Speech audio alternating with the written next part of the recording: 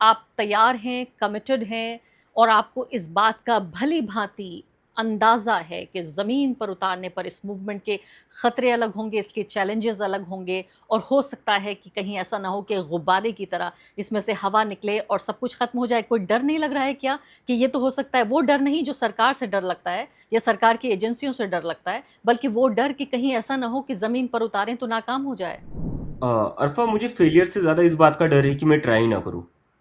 और मुझे लगता है कि इस देश के हर युवा को अब वही लगता है, क्योंकि जब हम कोई चीज़ करने जाएंगे तो हो सकता है कि कुछ चीज़ें सक्सेसफुल हो, कुछ चीज़ें ना हो। पर इसका मतलब ये नहीं कि हम ट्राई ही ना करें। तो हमें ट्राई तो करना पड़ेगा। And I am very confident, अगर हम पूरी मेहनत से ट्राई करेंगे, हम हमारा 100% देंगे, तो for sure we will be able to fulfil our demands. 8 lakh लोगों ने आपका डिजिटल कैंपेन पे सिग्नेचर किया जिसमें आपने कहा कि हमें शिक्षा मंत्री का इस्तीफ़ा चाहिए। इन 8 लाख लोगों में क्या आपको लगता है कि 50,000 लोग या भूल जाइए चलिए 10,000 लोग भी इकट्ठा होंगे, जो आपका ये जी मुझे फिज़िकल पूरा कैंपेन है? जी, मुझे पूरा यकीन है ये लोग आएँगे, क्योंकि मैं पिछले 15 दिन से इन लोगों से बात कर रहा हूँ। मुझे ढेर सारे हज़ारों मैसेजेस आ रहे हैं, जहाँ पर लोग मुझे खुद बता रहे हैं कि ये मूवमेंट हमें सोशल मीडिया तक लिमिटेड नहीं रखनी है। हमने ये मूवमेंट बहुत ही सीरियस इश्यूज़ को लेकर जॉइन करी थी और हम चाहते हैं कि आप ग्राउंड पर सीरियस इश्यूज़ लेकर आएँ। इसे प्लीज़ सोशल मीडिया तक लिमिटेड ना रखें। तो ये तो वही लोग कह रहे थे जो हमें इंस्टाग्राम पर फ़ॉलो करते हैं और जिनके बारे में ये कहा जा रहा है कि ये तो बस इंस्टाग्राम पर ही आएँगे और ज़मीन पर नहीं आएँगे। आपसे बात करने से ठीक कुछ मिनटों पहले संजय सिंह जो आम आदमी पार्टी के नेता हैं, उनका एक ट्वीट देख रही थी कि वो शायद उत्तर प्रदेश में लखनऊ में हैं, अगर मैं गलत नहीं हूँ। उत्तर प्रदेश में किसी जगह पर वो बातचीत कर रहे हैं, एक हॉल है जहाँ पर वो बैठे हुए हैं और छात्रों के यही मुद्दे जो आप उठा रहे हैं, उसी तरह के मुद्दे उठा रहे थे। पुलिस ने आकर उस बंद कमरे में उस आवाज़ को भी बंद कर दिया। क्या आपको लगता है कि आपका पीसफुल ये जो प्रोटेस्ट है, ये कामयाब होगा? क्या पुलिस होने देगी? अगर आप दिल्ली में करना चाहते हैं, तो क्या दिल्ली पुलिस सहयोग करेगी? मुझे तो लगता है कि कॉन्स्टिट्यूशन के हिसाब से तो करना चाहिए, कोई दिक्कत नहीं होनी चाहिए। क्योंकि प्रोटेस्ट करना इस देश में कब से गलत हो गया? ये प्रोटेस्ट ही थे जिसने हमें आज़ादी दिलवाई। ये प्रोटेस्ट ही थे जिसके बाद हमें इमरजेंसी जैसे सिचुएशन से बाहर निकल कर हम आगे बढ़े। तो इस देश में प्रोटेस्ट करना कब से गलत हो गया? और जबकि हम बार बार कह रहे हैं कि हम जो भी करेंगे with in our constitutional rights करेंगे and in a very peaceful manner करेंगे। तो मतलब सरकार को जो एक्शन लेना है वो ले लेंगी और उससे पता चलेगा कौन कॉन्स्टिट्यूशन फॉलो कर रहा है और कौन नहीं कर रहा है। हम तो पूरी तरह कॉन्स्टिट्यूशन के हिसाब से चलेंगे। Now the ball is in their court. बिल्कुल। अब मैं आ जाती हूँ जो खतरे जुड़े हुए हैं, जो गंभीर खतरे इस पूरे काम को लेकर जुड़े हुए हैं। मैंने अखबार में एक रिपोर्ट पढ़ी कि आपकी माता जो हैं, आपकी माँ वो अनसेफ महसूस कर रही थीं और फिर उनको अलग जगह पर शिफ्ट किया गया। पहली बात तो क्या ये बात सही है कि वाक़ई आपके घरवालों तक पे बात आ गई है? मैंने आपके ये भी ट्वीट देखे थे, आपको जान से मारने की न सिर्फ़ कि धमकियाँ यानी टेक्स्ट मैसेजेज़ आ रहे हैं, बल्कि बाकायदा आपकी जो है जान को खतरा है। लोग वीडियो मैसेजेस रिकॉर्ड करके भेज रहे हैं कि जीने नहीं दूँगा और इस तरह की चीज़ें। तो मैं आपसे 2 सवाल के 2 हिस्से हैं। पहली बात तो आपकी जान को क्या आपको लगता है खतरा है? दूसरी बड़ी बात, क्या आपकी माँ को खतरा हुआ और वाक़ई उनको शिफ्ट किया गया? तीसरी बड़ी बात, इन खतरों को जानते हुए भी अभिजीत दीपके क्यों भारत आना चाहते हैं? तो ये बात बिल्कुल सही है। मुझे काफ़ी सारी धमकियाँ मिली है। मुझे व्हाट्सएप अननोन नंबर से व्हाट्सएप मैसेजेस आ रहे हैं कि तू भले ही यूएसए में रहता है तो क्या हुआ, तेरी फैमिली तो इंडिया में, उनको देख लेंगे। और फिर मुझे ये भी मैसेज भेजा गया कि तू यूएसए में, हमें पता है, हम तुझे वहाँ पकड़ लेंगे। तो ऐसी धमकियाँ मिल रही है। और जब तक धमकियाँ सिर्फ मुझे मिल रही है, मुझे ज़्यादा परवाह नहीं उस चीज़ की, क्योंकि मुझे पता था मैं ये कोई पहली बार नहीं देख रहा हूँ। जब भी मैं ट्विटर पर कुछ लिखता था तो मुझे ऐसे ढेर सारे मैसेजेस आते थे, लेकिन ये मेरे साथ पहली बार हुआ है जहाँ पर मुझे व्हाट्सएप पर ऐसे मैसेजेस आ रहे हैं। लेकिन मुझे पर्सनली इसका डर नहीं लगता। हाँ, लेकिन मुझे चिंता ज़रूर होती है जब मेरे माँ बाप को इसमें घसीटा जाए, because this is the decision I made. ये मैंने तय किया, मेरे माँ बाप का इससे कोई लेना देना नहीं है। So they shouldn't be dragged into this. जब उनके लिए मुझे धमकियाँ मिली तब कहीं ना कहीं जाकर मुझे उनके लिए काफ़ी चिंता हुई, जिसके कारण मैंने उनको एक सिक्योर लोकेशन पर मूव कर दिया है। और मैं नहीं चाहता कि मेरे माँ बाप पर कोई भी आ जाए। कोई कोई कोई बेटा नहीं चाहेगा। तो मैं बस वही कर रहा हूँ। एक as an Indian citizen I am doing my duty, while also I have to do my duty as a son which I am doing. और ये खतरा होते हुए भी मैं क्यों कर रहा हूँ? जैसा कि मैंने कहा, किसी को तो करना पड़ेगा। हम कब तक डर डर कर जिएंगे? ये देश पूरे 1.4 बिलियन लोगों का है। इसे कुछ चंद लोग अपने हिसाब से नहीं चला सकते। अगर हमें अपनी बात करने से डर लगना लगे, अगर मैं कुछ चीज़, अगर मैं रेजिग्नेशन की डिमांड करता हूँ, उसके ऊपर मुझे मारने की धमकी मिले, मुझे मेरे फैमिली को मारने की धमकी मिले, तो क्या वाकई में हमारा देश डेमोक्रेसी है? इतनी छोटी सी बात पर तो नहीं होना चाहिए। और ऐसा नहीं कि पहली बार ऐसा कुछ हो रहा है, हमारे देश में इतिहास रहा है, कितने सारे रेजिग्नेशन हुए जब जब देश में कुछ गलत हुआ था। लेकिन ऐसा पहली बार हुआ है कि इतना सब कुछ गलत होने के बाद भी और इतने लाखों करोड़ों लोगों के बोलने के बाद भी कोई रेजिग्नेशन नहीं आ रहा है। उल्टा ये हो रहा है कि जो रेजिग्नेशन मांग रहा है उसको जान से मारने की धमकियां मिल रही है। हंसी आ गई थोड़ी सी ये बात सुनते हुए आपकी कि जो रेजिग्नेशन मांग रहा है उससे धमकियां मिल रही हैं इस सरकार में। सरकार के सबसे जो महत्वपूर्ण लोग हैं इस पॉलिटिकल पार्टी के, वो कहते हैं कि हमारे यहाँ इस्तीफे नहीं होते। वो अलग दौर था कांग्रेस पार्टी की राजनीति का, जहां अगर कोई बम ब्लास्ट हो जाया करता था तो गृह मंत्री का इस्तीफा होता था, अगर कोई फाइनेंशियल करप्शन का केस आ जाता था तो वित्त मंत्री का इस्तीफा होता था। इस्तीफे का मतलब होता है अपनी गलती को स्वीकार करना और उस गलती को सुधारने के लिए एक दूसरे मौके की गुहार लगाना। ऐसे वक्त में अभिजीत, जबकि बीजेपी, अब देखिए सरकार में तो बीजेपी है, हमने इस पूरे अभी तक आपसे 17-18 मिनट से मैं बातचीत कर रही हूँ, मैंने एक बार भी बीजेपी का नाम नहीं लिया, हम सरकार कह रहे हैं। लेकिन ये सरकार का जो सबसे महत्वपूर्ण पार्टी है वो बीजेपी है, जो हर जगह चुनाव जीत रही है। देश के 80% जो भौगोलिक क्षेत्र है, जो जोग्राफिकल एरिया है, उस टेरिटरी पर इस वक्त बीजेपी का कब्जा है। तो ये अच्छी तरह आपको मालूम है कि अगर आपकी कोई भी डेमोक्रेटिक फाइट, चाहे आप कितने भी उसको लोकतांत्रिक संवैधानिक नाम ले दें, वो राजनीतिक रूप से और चुनावी रूप से भाजपा उसको अपने लिए चैलेंज मानेगी। तो मुझे ये बताइए कि ऐसे वक्त में जबकि हर जगह ये पॉलिटिकल पार्टी जीत रही है, डेमोक्रेटिक इंस्टीट्यूशंस, चाहे वो इलेक्शन कमीशन हो, चाहे वो अदालतें हों, ईडी, आईटी, मीडिया जैसे जो संस्थान हैं वो इनके साथ लगे हुए हैं, ऐसे में आप जानते हैं, क्या इस बात का अंदाज़ा है कि किस के खिलाफ आप लड़ रहे हैं? जी, मुझे इस बात का पूरा अवेयरनेस है मैं किसके खिलाफ लड़ रहा हूँ, और मुझे पता है कितने सारे इंस्टीट्यूशंस मेरे पीछे लगेंगे इसके बाद। लेकिन मैं फुली प्रिपेयर्ड हूँ, क्योंकि मैं अकेला नहीं हूँ जिसके साथ ये हुआ है। सोनम वांगचुक के साथ भी हुआ है और कई सारे एक्टिविस्ट के साथ हुआ है। लेकिन फिर भी बोलना पड़ेगा, किसी ना किसी को तो लड़ना पड़ेगा, बिकॉज हम जनता की आवाज़ है। ये बच्चे आज के जो स्कूल में एग्ज़ाम्स दे रहे हैं, सीबीएसई की जो नीट की प्रिपेयर कर रही है, ये कल के सिटीजन्स हैं। तो इनके लिए तो हमें कुछ ना कुछ करना पड़ेगा ना। अगर सरकार नहीं कर रही है तो हमें ही करना पड़ेगा। सरकार अगर हम अपना काम कर लेती ठीक से, वो पेपर ठीक तरीके से करवा लेती, लीक नहीं होते पेपर, सीबीएसई में जो गलती हुई है उसके लिए स्टूडेंट से पैसा नहीं लेती और ऑनलाइन मार्किंग सिस्टम को कैंसिल कर देती, तो ये सब करने की ज़रूरत ही नहीं पड़ती। वो अगर अपना काम सही से कर ले तो हम ये सब क्यों करें? हमें कोई मज़ा थोड़ी ना आता है इस चीज़ में।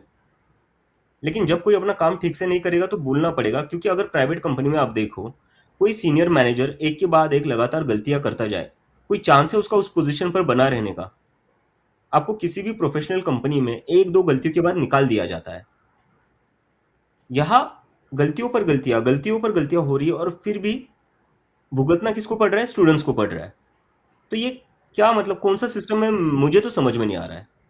कौन सा सिस्टम है आपको समझ में नहीं आ रहा अभिजीत? मुझे याद है कि 2 हफ्ते पहले जब मेरी आपकी बातचीत हुई थी, उस बातचीत में सौरभ दास भी शामिल थे, और मैं शायद उन पत्रकारों में से एक हूँ जिन्होंने आपके पहले इंटरव्यूज़ में से इंटरव्यू किया है। मुझे याद है तब भी जो है वो काफ़ी रात का वक्त हो रहा था बॉस्टन में, और हमारी बातचीत रिकॉर्ड हुई थी, और तब मैंने आपसे वो सवाल नहीं पूछे थे। आज मैं आपसे वो सवाल पूछूंगी। आप एक गंभीर इनिशिएटिव, एक गंभीर पहल के तौर पर उभर रहे हैं, और अब ये जो एक इनिशिएटिव जो डिजिटल था, अब ये ज़मीन पर उतर रहा है। आपकी जिम्मेदारियां भी बढ़ गई हैं आम लोगों के प्रति, समाज के प्रति। और पहली बार आपसे ये सवाल मैं पूछ रही हूँ वो ये कि क्या सिर्फ आप बीजेपी की और जो ये एनडीए सरकार है नरेंद्र मोदी की, सिर्फ उनके जो प्रशासनिक गवर्नेंस से जुड़े हुए मुद्दे हैं, सिर्फ उनसे परेशान हैं? जो युवा हैं हमारे, उनके साथ नाइंसाफ़ी हो रही है, उनके इम्तिहान या उनका रोज़गार या उनकी नौकरी, इसको लेकर आप परेशान हैं? या आपको भाजपा और आरएसएस से आइडियोलॉजिकल मतभेद भी हैं? क्या आइडियोलॉजिकल और प्रिंसिपल बेस, सिद्धांत पर आधारित मतभेद भी हैं? अरफा, इसको समझना पड़ेगा ये हो क्यों रहा है। ये हो ही इसलिए रहा है क्योंकि ये जो आइडियोलॉजी है पिछले 10-12 साल से देश में कर क्या रही है। पिछले 10-12 साल में हमारे देश में नैरेटिव क्या रहा है? हिंदू मुस्लिम, हिंदू मुस्लिम, हिंदू मुस्लिम। किसी ने जॉब्स की बात की? किसी ने बात की कि बच्चों की एग्जाम्स कैसे ठीक से कराई जा सकती है, साइंटिफिक एडवांसमेंट कैसे किया जा सकता है? कोई बात नहीं हो रही है इसकी। मैं यूएसए में पिछले 2 साल से पढ़ रहा था। यहाँ पर मैं देख रहा था मेरे कॉलेज में हर रोज बात हो रही थी एआई की, सेमीकंडक्टर की, क्लीन एनर्जी की। हमारे देश में क्या नैरेटिव चल रहा है? तो मैं उस नैरेटिव के खिलाफ हूँ, मैं उस आइडियोलॉजी के खिलाफ हूँ जो कहीं ना कहीं हमारे देश को पीछे लेकर जा रहा है। हमें जाना है आगे। आज देश का युवा बेरोजगार है। पिछले 40 सालों में हमारे देश में सबसे ज़्यादा हाईएस्ट अनएम्प्लॉयमेंट रेट है। आज देश में 50 लाख ग्रेजुएट्स निकलते हैं हर साल। उस 50 लाख ग्रेजुएट्स में से बस 20 या 22 लाख ग्रेजुएट्स को नौकरी मिलती है। मतलब 30 लाख, 30 से 28 लाख ऐसे ग्रेजुएट्स हैं जिनको जॉब नहीं मिलती है। ये क्यों हो रहा है? ये उसी की तो वजह से हो रहा है ना कि आपकी आइडियोलॉजी और आपका जो नैरेटिव है वो युवाओं की जो ज़रूरतें हैं आज की, उसके अकॉर्डिंग है ही नहीं। तो जब तक आप उनकी ज़रूरतों के अकॉर्डिंग बातें नहीं करेंगे तो कैसे चलेगा?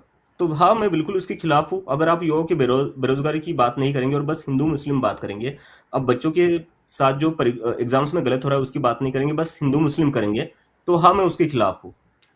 आप इस बात के खिलाफ हैं कि किसी भी व्यक्ति को उसके धर्म के आधार पर प्राथमिकता मिलना चाहिए या उसकी जाति के आधार पर प्राथमिकता मिलना चाहिए, या भारत के संविधान जो कि कहता है कि धर्मनिरपेक्ष और साथ ही उदारवादी संविधान है ये, उसको हटाकर एक तरह से एक हिंदू राष्ट्र बनाने की, जहां हिंदू फर्स्ट पॉलिसी होगी, उसकी बात कर रही है बीजेपी और आरएसएस। बात नहीं कर रहे हैं, बल्कि उन्होंने पूरे तरीके से अमल में लेकर आ रहे हैं। 12 साल में पहली बार ऐसा लग रहा है कि हर एक गांव, एक कस्बा मिला मिलाकर एक राज्य, उस तरह का राष्ट्र बनाने की कोशिश हो रही है। क्या आप इसके खिलाफ हैं? अरफा, ये मैं कई जगह बताता नहीं हूँ, लेकिन मैं खुद एक दलित परिवार से आता हूँ।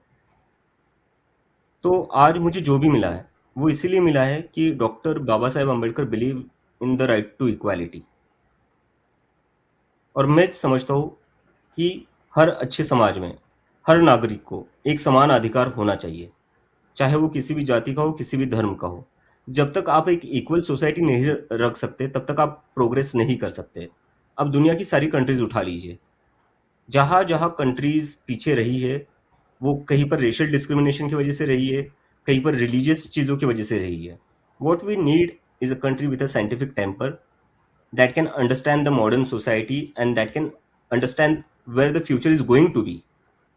बहुत अच्छी आपने बात कही और मन बड़ा खुश हुआ। ये सवाल पूछने के लिए काफ़ी उतावली थी मैं आपसे, क्योंकि मैं किसी भी पॉलिटिकल इनिशिएटिव को तब तक गंभीरता से नहीं लेती जब तक कि कम से कम दो मुद्दों पर मुझे उनकी राय साफ नहीं होती। एक है धर्मनिरपेक्षता और दूसरा है जातिवाद। अगर इन दोनों मुद्दों पर अगर कोई भी पॉलिटिकल इनिशिएटिव बहुत सीरियस हो या ना हो, ज़मीन पर हो, डिजिटल हो, मुझे लगता है गंभीरता से लेने की ज़रूरत नहीं है। और ख़ासकर याद आ रहा है, आपको पता नहीं बुरा भी लग सकता है, राघव चड्ढा का उदाहरण देना चाहती हूँ, जो कहते थे कि चाय के साथ समोसा फ्री मिलना चाहिए और तमाम तरह के सिविक इश्यूज को उठाते थे, और देखिए कैसे भाजपा में चले गए। मैं आपको इसीलिए ठोक बजा रही हूँ अभिजीत, क्योंकि जो दर्शक है हमारे चैनल का, वो दर्शक वो है जो एक प्रताड़ित समाज से आता है, ज़्यादातर गरीब है, उन 80 करोड़ लोगों में से है जिनको भारत की सरकार राशन देती है, यानी इकोनॉमिकली की भी वीक है वो।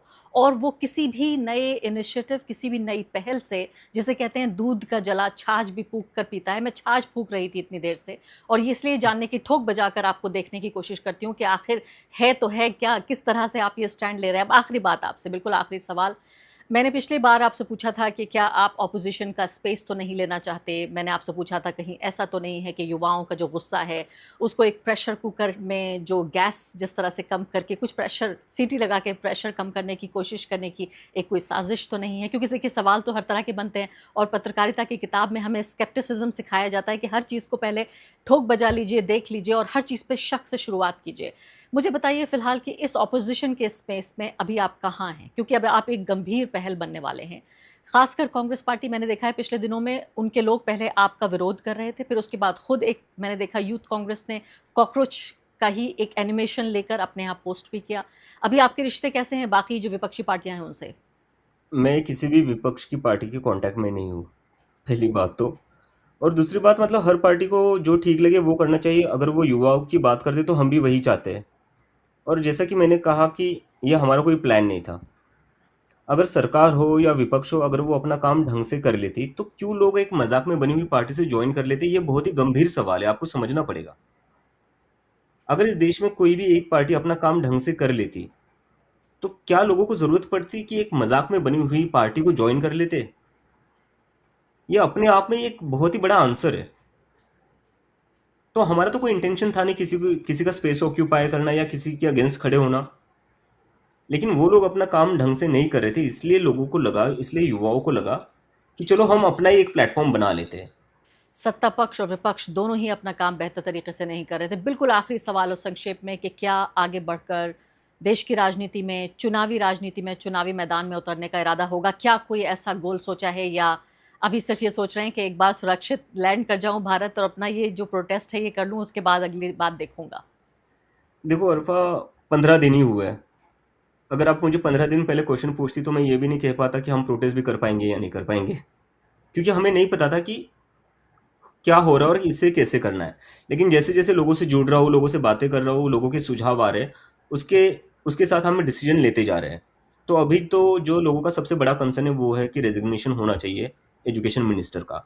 तो अभी हम उसी पर टिके रहेंगे। और पॉलिटिकल पार्टी बनेगी नहीं बनेगी इलेक्शन, ये मतलब बहुत ही दूर की बात है। हम तो मतलब हमें 10 दिन पहले कौन जानता था। तो मुझे लगता है आप हम हमारे ऊपर कुछ ज़्यादा ही बड़ी रिस्पॉन्सिबिलिटी डाल रहे हैं। और हमें ऐसा लगता है कि ज़बरदस्ती हमसे पॉलिटिकल पार्टी शुरू करवाना चाहते हैं। हम तो बस अकाउंटेबिलिटी सीख कर रहे थे। हम तो बस ये कह रहे थे कि एजुकेशन मिनिस्टर को सैक कर दो। अगर ये लोग अपना काम ठीक कर लेते तो हमें क्या ज़रूरत पड़ती। बिल्कुल, इसे अंग्रेजी में कहते हैं राइज टू द ओकेजन, कि आपके लिए मौका तैयार कर दिया गया है, सिर्फ आपको उठ खड़े होना है और काउंट करना है अपने आप को। आपकी बात सही है और पूरी तरीके से सहमत हूं कि वाकई अगर सत्ता पक्ष या विपक्ष दोनों में भी कोई भी अगर लोगों की आवाज़ को सही तरीके से रिप्रेजेंट कर रहा होता तो शायद एक मजाक में बनी पॉलिटिकल पार्टी के पीछे डिजिटल इनिशिएटिव के पीछे करोड़ों लोग नहीं इकट्ठे हो गए होते। बहुत बहुत शुक्रिया आपका अभिजीत। आधी रात के तले मैंने कहा सुबह होने वाली है, हमसे बातचीत करने के लिए। अपना ख्याल रखिए, अपने को सुरक्षित रखिए। हमारे दर्शक और आपके चाहने वाले और फॉलोवर्स इस कॉकरोच जनता पार्टी के यही चाहते हैं कि सबसे पहले आप सेफ रहें, आप सुरक्षित रहें, ये मूवमेंट बलवान हो और जनता ही सरकार से जवाबदेही मांगे। और उम्मीद ये करते हैं कि इससे के नतीजे के तौर पर हम कुछ बेहतर चीज़, बेहतर राजनीति अपने सामने देखेंगे। बहुत बहुत शुक्रिया अभिजीत आपका। Thank you Arfa.